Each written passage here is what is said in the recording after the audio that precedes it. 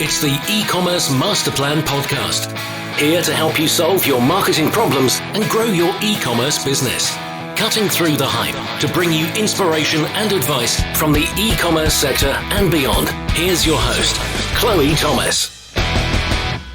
Hello there. Thank you for tuning in again. It's very cool to have you out there listening. I know I say that a lot, but it really is. You know, I create this podcast for you guys, and the fact that you tune in and you listen to these awesome stories that our interviewees come and share with us, it's brilliant, and it really does keep me going, keep me finding good people to interview for you and trying to ask them the best possible questions.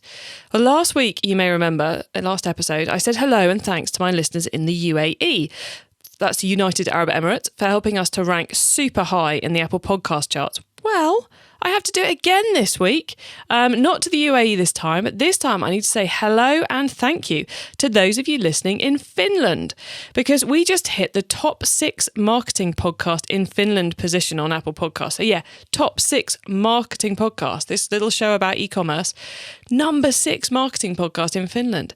So thank you very, very much for that, those of you listening in Finland. It's greatly appreciated.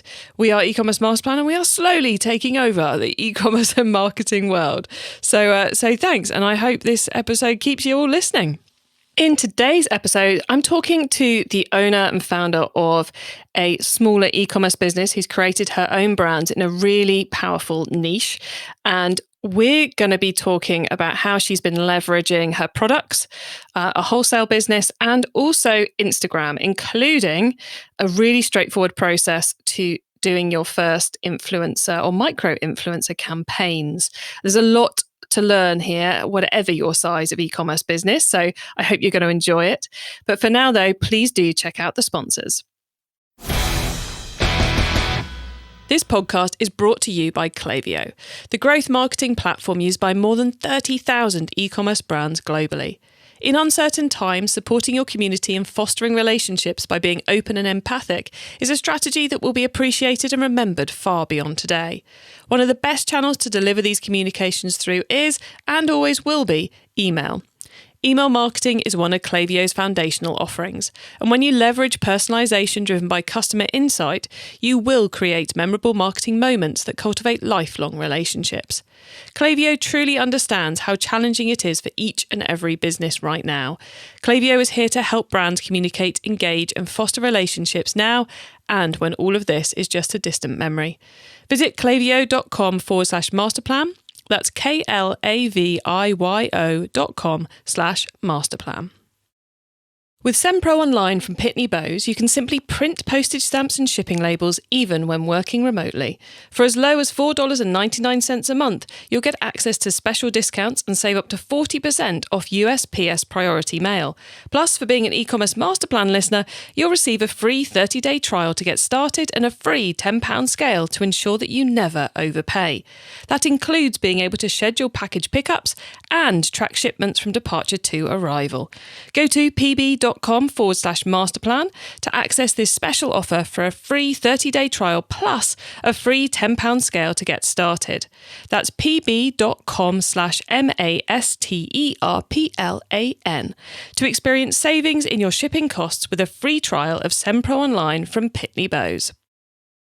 And now to introduce today's special guest. Shannon Fitzsimmons is the founder at Oh So Curly, an online store selling tools and accessories for curly hair. Shannon started the business in 2015 and is now getting over 100 orders per month. Hello, Shannon. Hello. How are you doing? I'm good, thank you. Excellent. Well, I'm excited to be chatting with you because I know we're going to be talking about some awesome topics very, very soon. But before we get into that, how did you get involved in e-commerce? So I think I've always had an entrepreneurial spirit. Funny story is back in primary school, I was like the only person that had a printer and internet at home. So lyrics were a big thing at the time, and I used to print off people's requests of song lyrics and sell them to people for like 10p. Nice, I like it.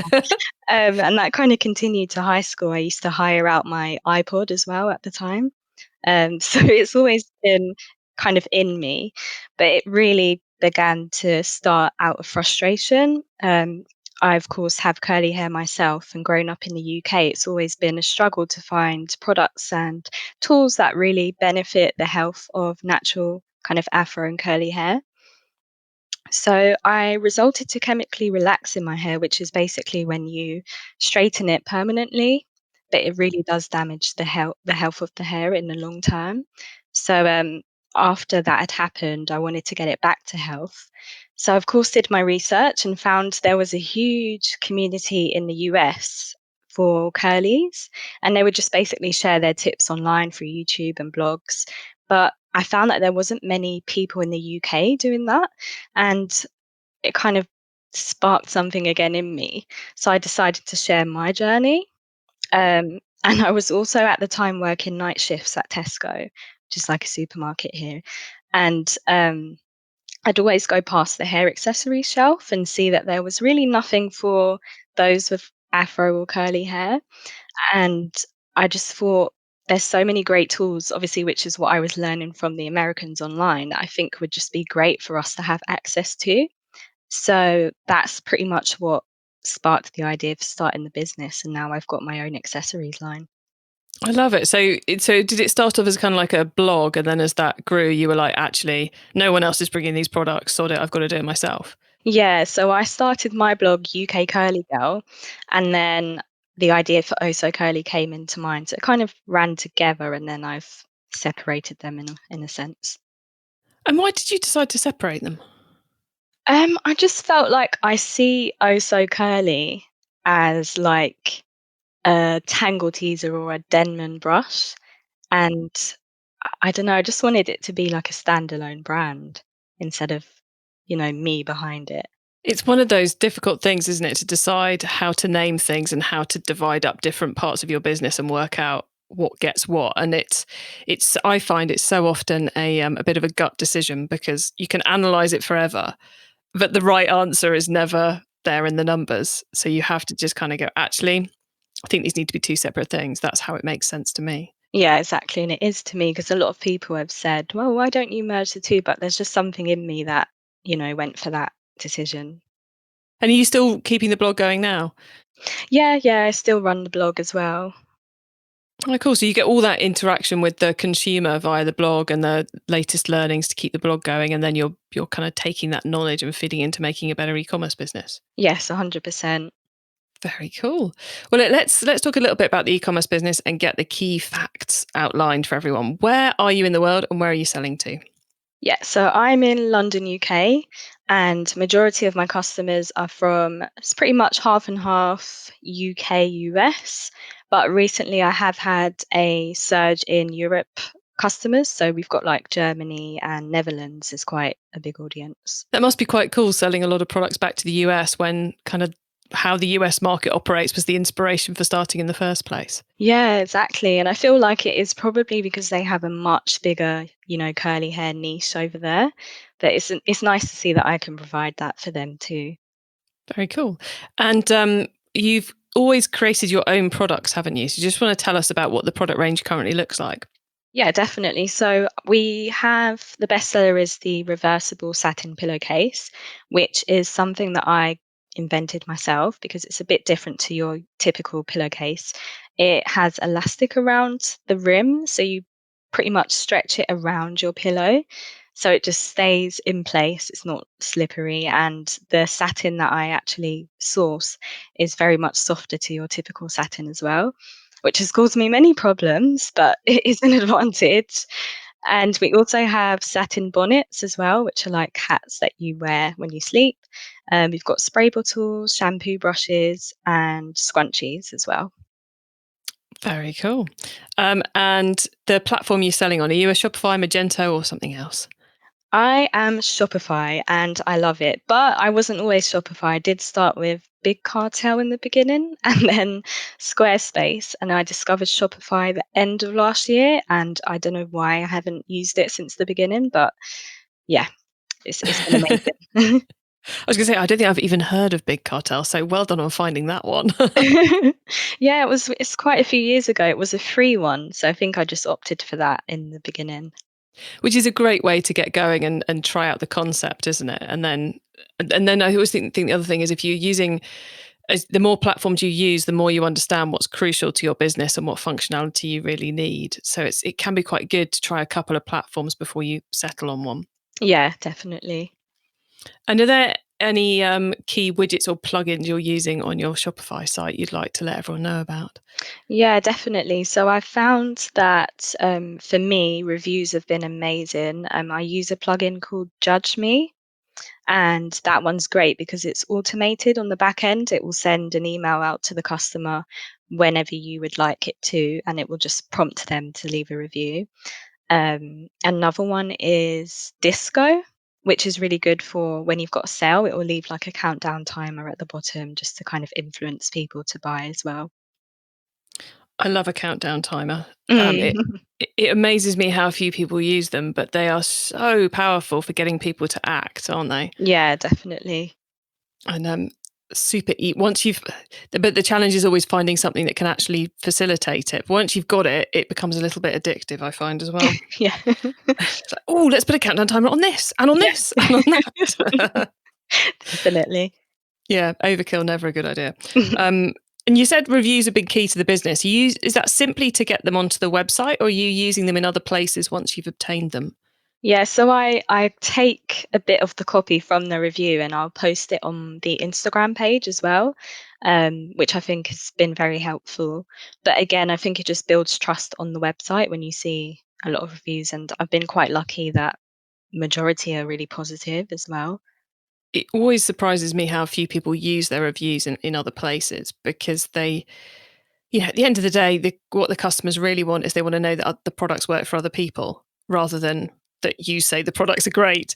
So to be able to just put a review out there, and I guess you're graphicing that up, are you, for Instagram? Yeah, so I've got like a template that I put together using Canva, and then I'll just copy and paste the review into that. Yeah, so it takes like less than 30 seconds. Yeah, yeah.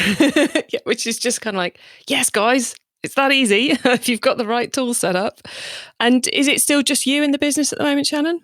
Yeah, so it's just me on the daily operations, but I did just hire a VA, which has been really, really helpful. She basically just helps me with the emails, customer service, and a bit of the back end of things, like dealing with, because I've had a lot of retailers on board at the moment. So she's helping me with that.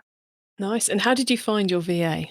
I put a message out on my Instagram story, and luckily someone just recommended her, and she's really, really good. Oh, nice. So using the power of Instagram, not just to drive sales, but also to find the right people for your team. Yeah, definitely.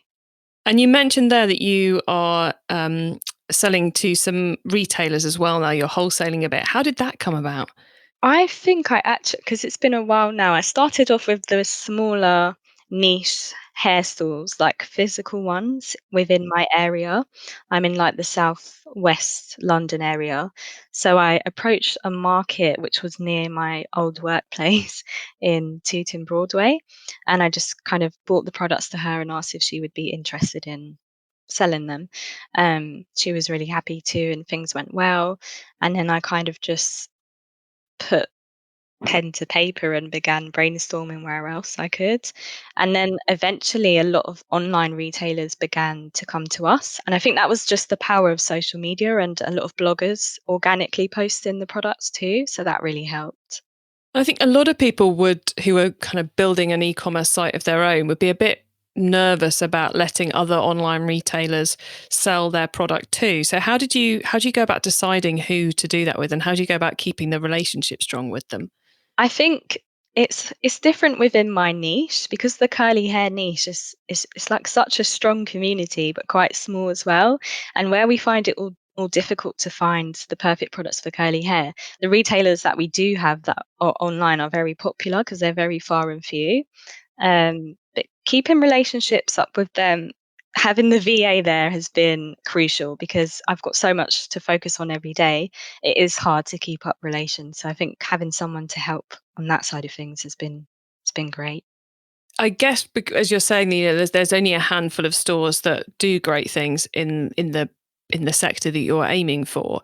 it made it quite a no-brainer decision where you'd be willing to have the product listed and where you wouldn't. Yeah, definitely. So I wouldn't have gone to maybe like a retailer that sells both hair products and fashion in a way. I think it would probably get lost in the sauce. And I guess that's also one of the benefits of it being your own products that you've developed, is that even if you're getting the sale via the wholesaler, someone's getting to know your brand and they're getting the experience too.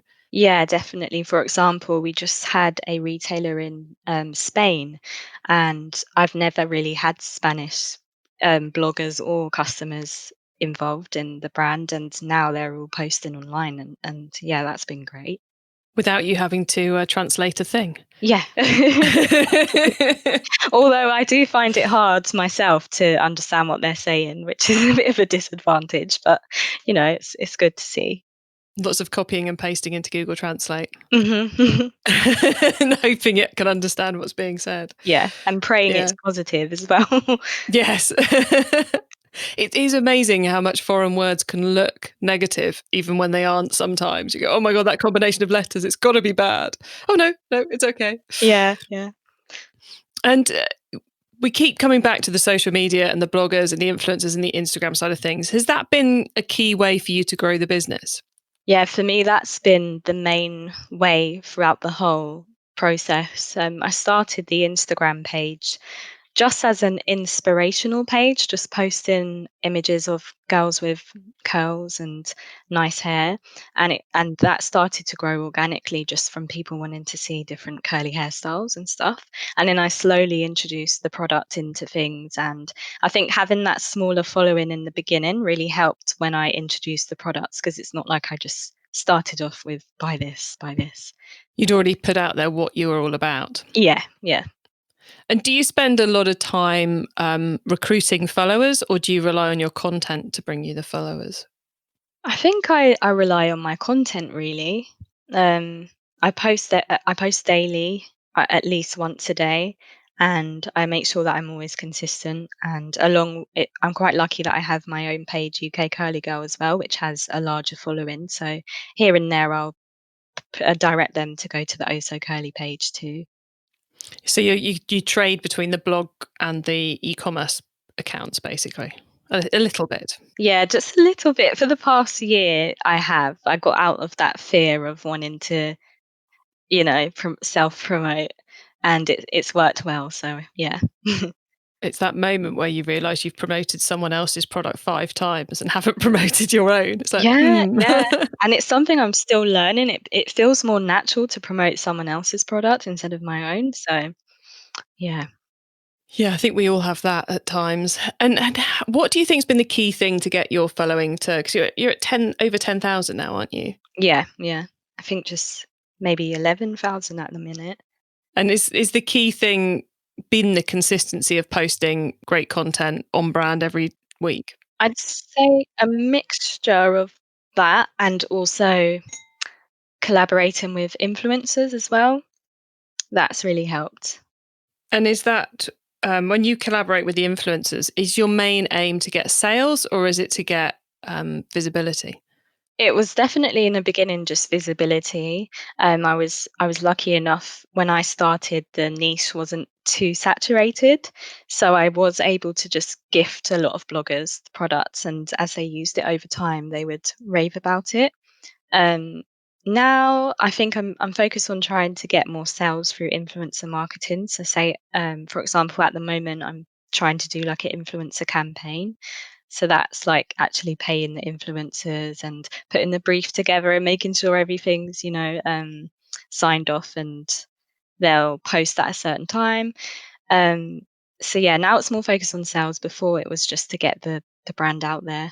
It's easy to underestimate the amount of work it actually takes to do an influencer campaign, isn't it? Because I think the popular view in the media is you give someone a wad of cash and hey, all the money falls from the sky. And it's like, Yeah. actually, there's a shed load of work to do. So what's been your process of building that campaign, if you're happy to share? Yeah, no, definitely. I think I've kind of learnt from past mistakes, just and I get it as well, which is interesting because I'm a blogger myself. I get both sides of the business. But I think a lot of the time when you do gift bloggers, they can take a long time to even post. And you may find, to all the business owners out there, do not get offended.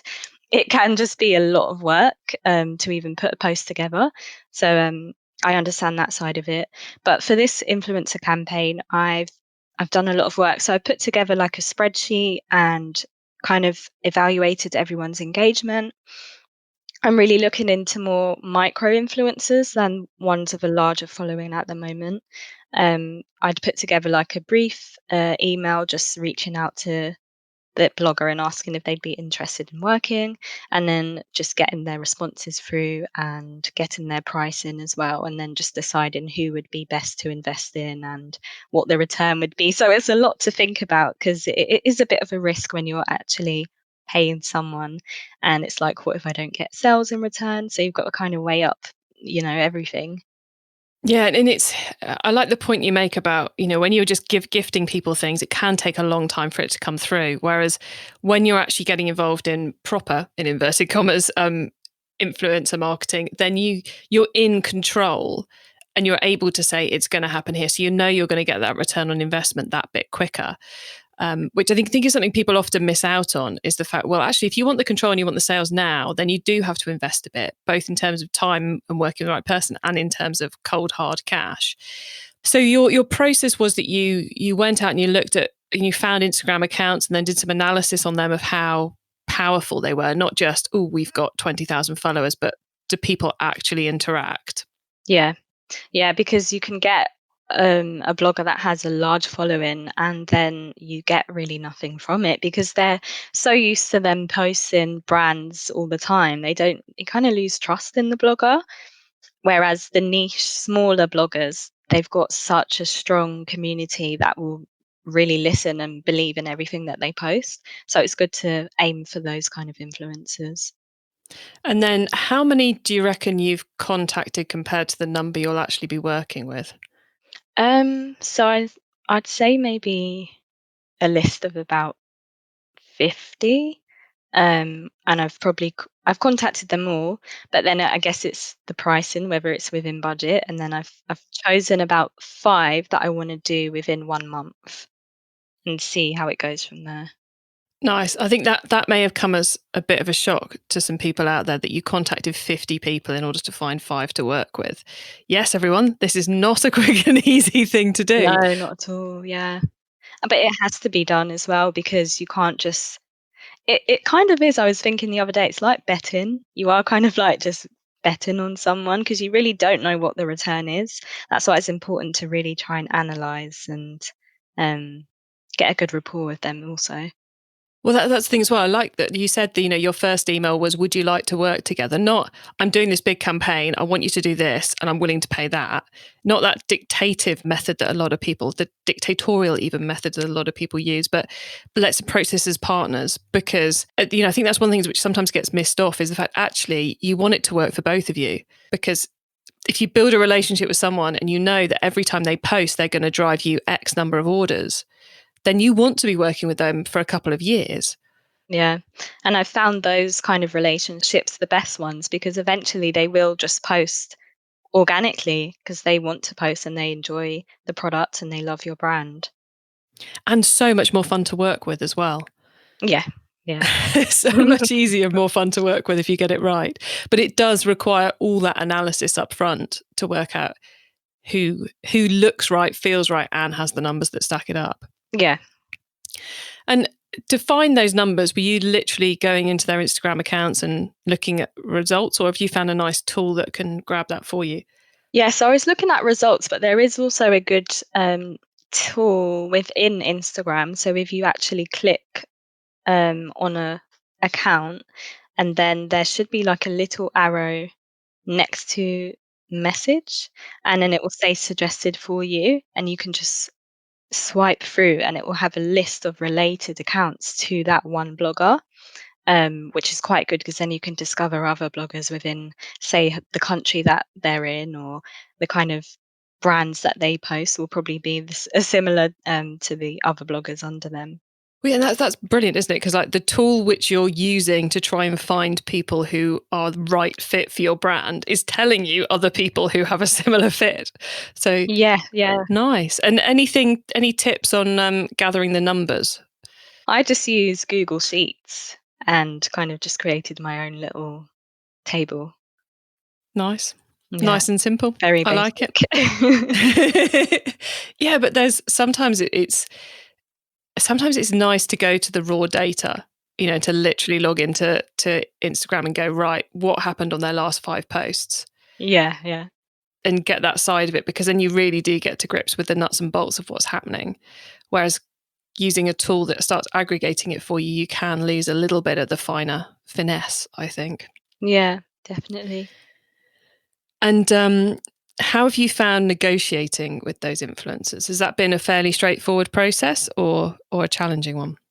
Fairly straightforward, but what I will say is, if you find that a blogger is charging way over your budget, a good way to negotiate is to actually offer them a code so that every time someone uses their code, they get a percentage.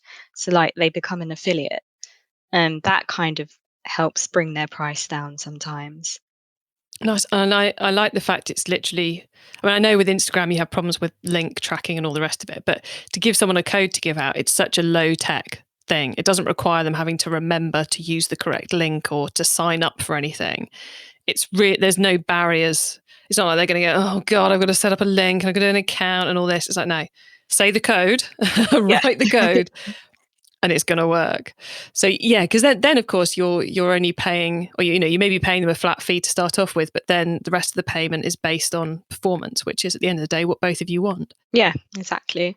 And it's good as also for you because that's really the best way for you to measure up their engagement, really. If you see that their code's being used a lot, then that's definitely a keeper. Definitely carry on a relationship with them. E-commerce Master Plan is supported by some of the greatest companies in the e-commerce sector. Here's a reminder of who they are.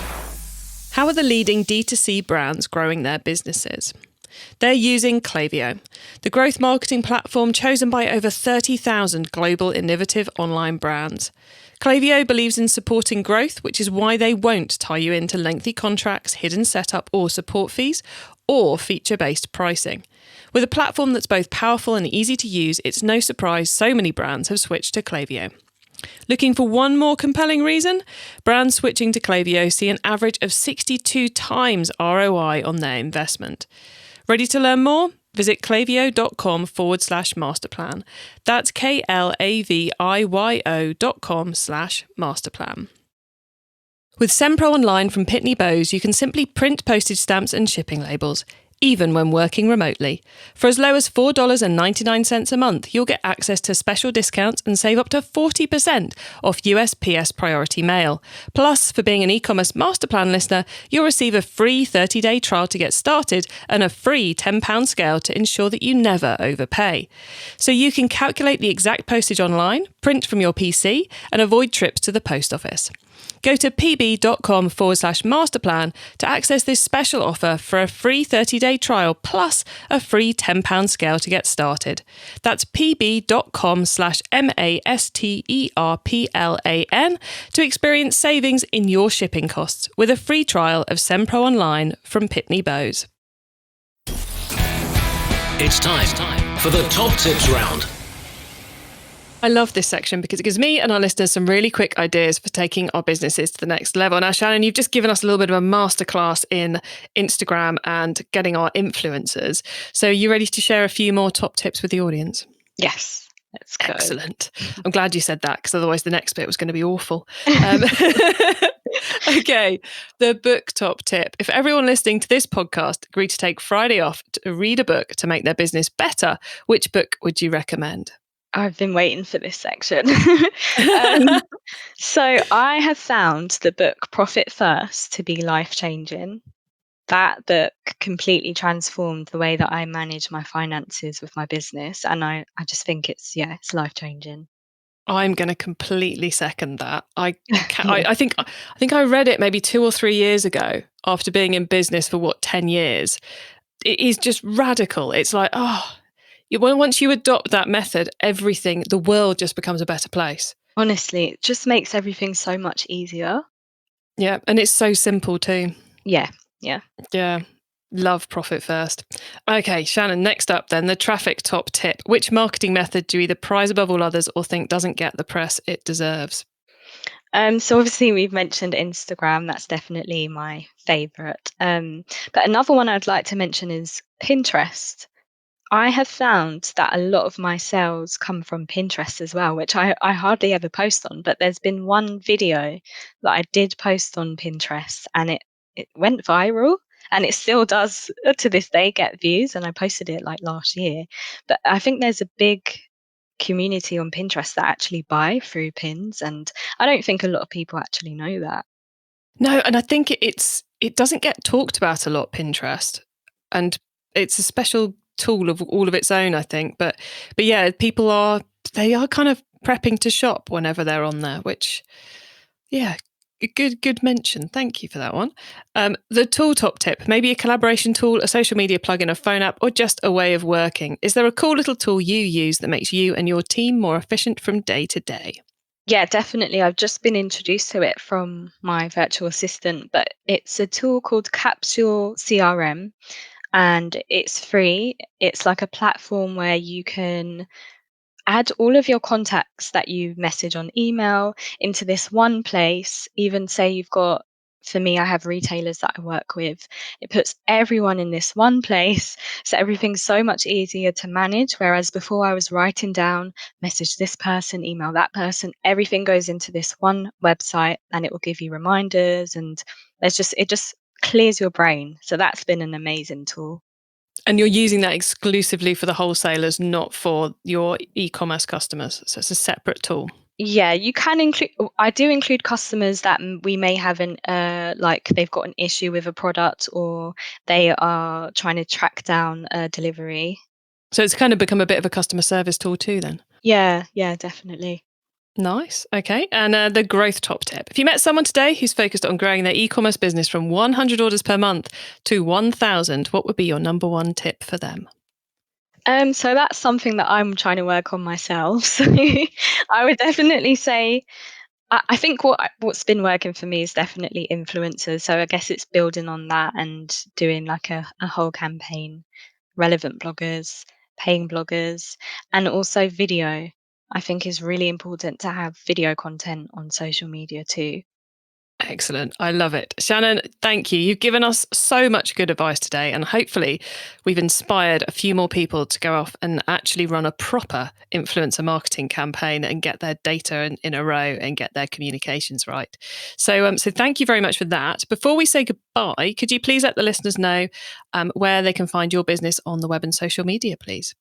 Yeah, definitely. So you can find Oh So Curly on Instagram at Oh So Curly, and that's OSOCURLY. And then our store is www.ohsocurly.com. And if you're interested in my personal Instagram, that's also UK Curly Girl. Cool. And I believe for all our curly-haired listeners out there who are eager to give your pillow covers and all the rest of it a go, I believe you've got a code for them. Yes, so the code is Masterplan and you'll get 20% off your order.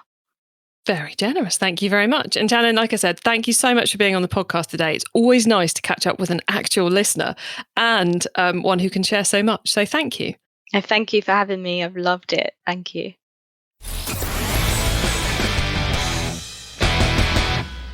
Okay, so there you go. The early stages, getting those products right, getting the content right, and focusing on Instagram as a method for growth. Lots of tips from Shannon on that, plus that step-by-step process of getting your influencer marketing working properly in terms of looking at what the followings are, what the sort of things that people are posting, looking at the engagement levels. And you're going to look, Shannon said there were 50 people she contacted, 50 influencers she got in contact with to see if they wanted to work with her. And you just think about how many accounts she's analysed in order to get down to that 50 to email. And that 50 to email drills down to 5 that she's going to be working with in the next month or so in order to see how well they can drive sales. Some great tips in there and a great process to give you an idea of how to approach it. I often find if I know how to approach it, it's a lot easier to make it happen. If you want to get your hands on the notes from today's show, including the top tips, links, and details of related episodes, then head over to ecommercemasterplan.com/podcast. And as you'll realise during the interview, Shannon is on the show because she's a fan of the show. And she filled in the application to be a guest. So if you'd like to follow Shannon's footsteps and join me on the show, then just head to ecommercemasterplan.com/podcast. And rather than clicking on the link to this episode, click on the link to become a guest. Fill in the short form, and you never know, I might be getting in contact with you. You may be here recording with me. I hope you have a great week. Keep optimizing. Thank you for listening to the E-commerce Master Plan podcast. Find out more at ecommercemasterplan.com/podcast.